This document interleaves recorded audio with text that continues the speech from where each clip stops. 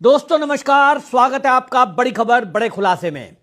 दोस्तों, supreme court के एक आदेश से ममता बनर्जी के होश उड़ गए हैं और यह इतिहास में पहली बार है कि सुप्रीम कोर्ट ने ऐसा आदेश दे दिया।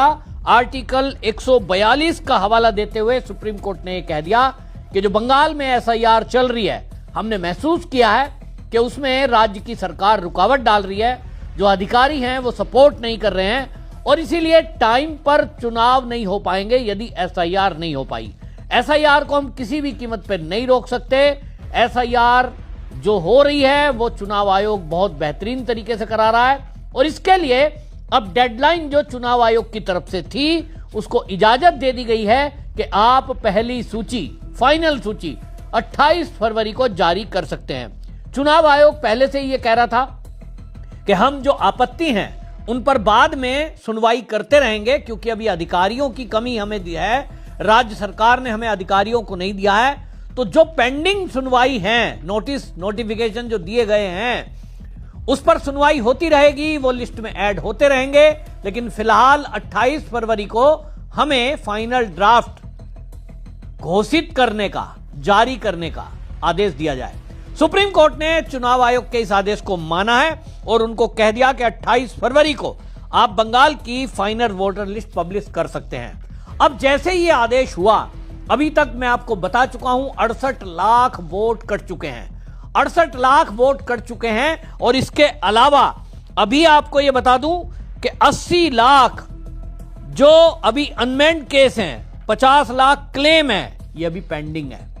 यानी 58 लाख पहले लिस्ट में कट जाएंगे, 58 लाख कट जाएंगे तो 80 लाख अभी अनमेंड केस और 50 लाख के जो क्लेम हैं ये अभी जुड़ भी सकते हैं, कट भी सकते हैं। इनको चेक किया जाना है और ये पेंडिंग केस हैं। यदि इनमें केस फाइनल सही पाए जाते हैं, उनके सबूत देखे जाएंगे, उनका सारे दस्तावेज चेक किए जाएंगे और जो दावे हैं उन दावों में कितना दम है उसको चेक किया जाएगा।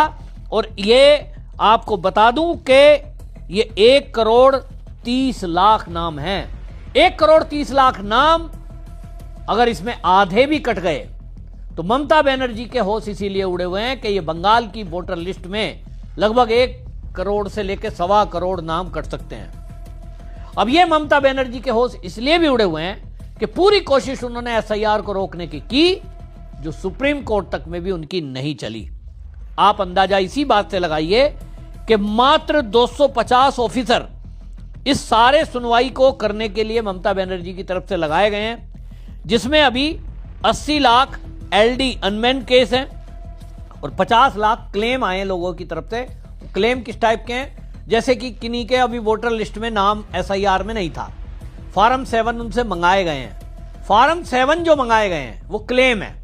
लोग कह रहे हैं कि साहब हमारा नाम एसआईआर में नहीं था, हमने फॉर्म 7 भरा, अब हमारा नाम इसमें ऐड कर दीजिए। अब उसमें जो दस्तावेज लगाए, यानी आपके पास आपने वोट दिया 2002 की लिस्ट में आपका नाम था, उसका आप रेफरेंस देंगे, अपना आधार कार्ड लगाएंगे पहचान के लिए, कोई आपने बिजली का बिल या कोई और दस्तावेज उसके लगाना पड़ेगा निवास प्रमाण पत्र के तौर पर। फिर आपको एसडीएम के सामने प्रस्तुत होना पड़ेगा और एसडीएम उसमें तय करेंगे कि आप फर्जी हैं कि असली हैं, दस्तावेज की जांच के बाद। अब इसमें जब यह देखा गया कि केस पेंडिंग ज्यादा हैं और मार्च में इलेक्शन होना है, टाइम कम है, मात्र 80 दिन इसमें अब बचे हैं। ऐसा माना जा रहा है कि 80 दिन लगेंगे अगर 250 अफसर लगाए गए, क्योंकि चुनाव मार्च में है तो मार्च का मतलब है 30 दिन बचे हैं। मार्च में ये काम निपटा लेना है।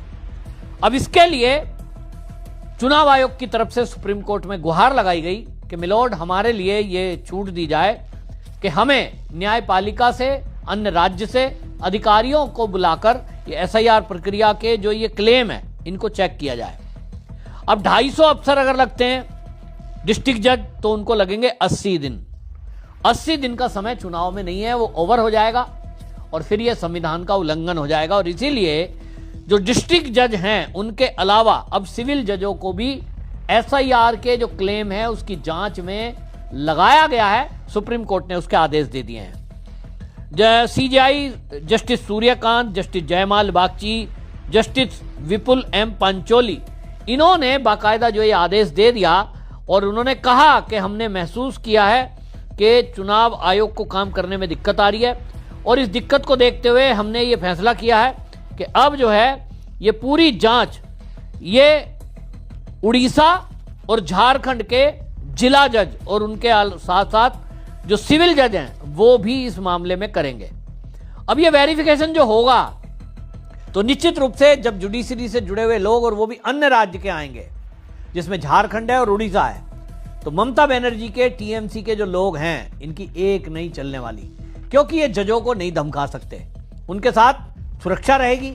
और ये भी आदेश हुआ है कि वो जो जज आएंगे वो जो चेक करेंगे उनको केंद्रीय सुरक्षा बलों की जो सुरक्षा है वो रहेगी, उनके साथ राज्य की पुलिस भी रहेगी। झारखंड राज्य से आएंगे जज तो उनके पास रहेगी, उड़ीसा के जज आएंगे उनके पास उड़ीसा की पुलिस की भी सिक्योरिटी रहेगी। डबल लेयर की सिक्योरिटी में वो जज रहने वाले हैं और एक भी गुंडागर्दी किसी की चलेगी नहीं। और इसी मामले में अब समझ लीजिए ममता बनर्जी के होश उड़ गए कि ये क्या हो गया।